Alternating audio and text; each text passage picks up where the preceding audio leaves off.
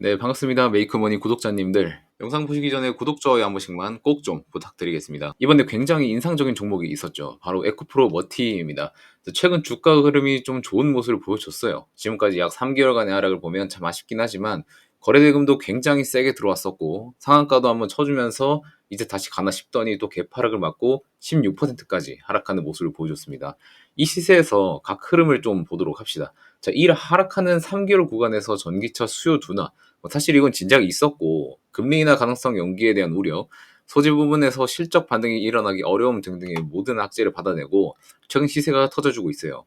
처음으로 시세가 튀어준 6월 5일에는 미국 국채 금리가 하락하면서 금리 인하 기대감이 반영이 됐었던 게 컸고 고용시장이 둔화되는 지표도 나오면서 상승 흐름에 연료로 작용을 했었고 바로 그 다음 날에 빅 이슈가 하나 있었죠. 유럽발 중국산 전기차 관세 폭탄을 적용한다는 소식에 상한가를 힘차게 쳐주는 일도 있었어요. 자, 이때 거래대금이 6,800억이나 들어오면서 제대로 추세 전환을 해주는가 싶었고 그 다음날에 상승형 도지 캔들로 마감하면서 1조가 넘는 거래대금을 받아내는 모습도 보여줬습니다. 지금까지 쌓아온 이 매물을 다 받아낸 모습이라 저는 솔직히 주가가 이대로 쭉쭉 가줄 거라고 생각을 했거든요.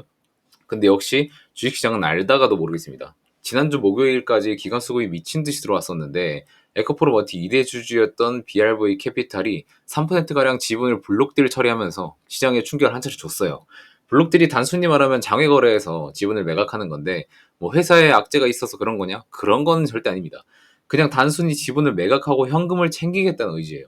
근데 이게 주가가 이렇게 빠질 일인가 싶기도 하지만 시장에서는 어떻게 해석한 거냐면 이 주식이 그렇게 좋고 주가가 더 갈 놈이라면 이 대주주가 왜 블록딜을 굳이 지금에서 현금을 챙기냐 이런 의미로 해석돼서 악재로 받아들여진 거죠.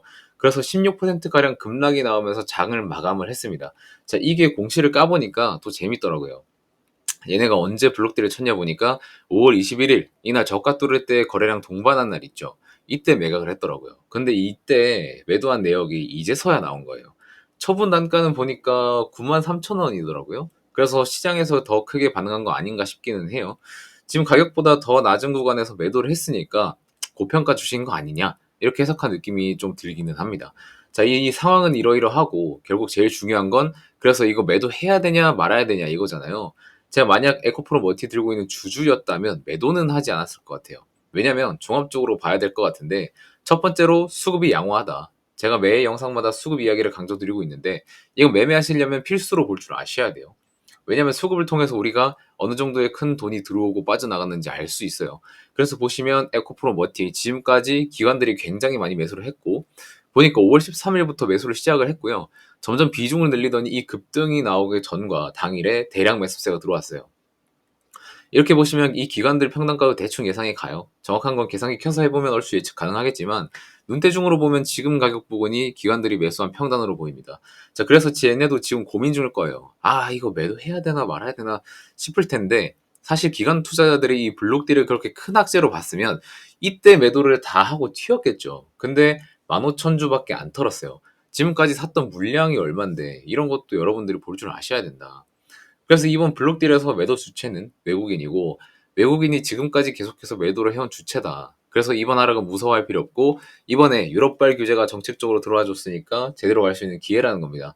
그리고 더 긍정적인 건 에코프로 머티가 뭐 상장하고 주가가 거의 공모가에서 거의 8배나 뛰었다가 시세가 크게 빠졌는데 아직도 상장일 당일 가격을 깨지 않았다는 거, 그리고 8만 원 선에서 적절한 반등이 나와주고 있다는 거 긍정적으로 좀 보시면 될 것 같고요.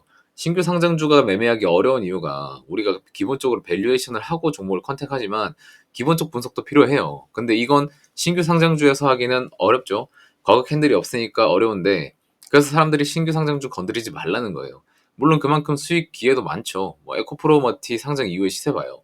이렇게 대기업 자회사 상장의 경우에는 또 상장 당일에 사서 며칠 홀딩하는 것도 기회가 될 수 있습니다. 예를 들어 보면은 에코프로 머티 상장 당일부터 한 8배가량 올라줬고 LS 머티리얼즈는 5배 정도 올랐죠. 최근에 상장한 HD 현대 마린 솔루션의 경우에도 공모가 대비 2.5배 정도 올랐습니다. 그래서 대기업 자회사 상장은 보통 초반에서 시세를 많이 주는 경우가 많고 이후에는 조금 흐름을 볼 필요가 있다. 이렇게 말씀드리겠습니다. 자, 영상 보신 분들은 구독과 좋아요 한 번씩만 꼭 부탁드리고요. 저는 다음 영상에서 또 만나 뵙도록 하겠습니다. 고맙습니다.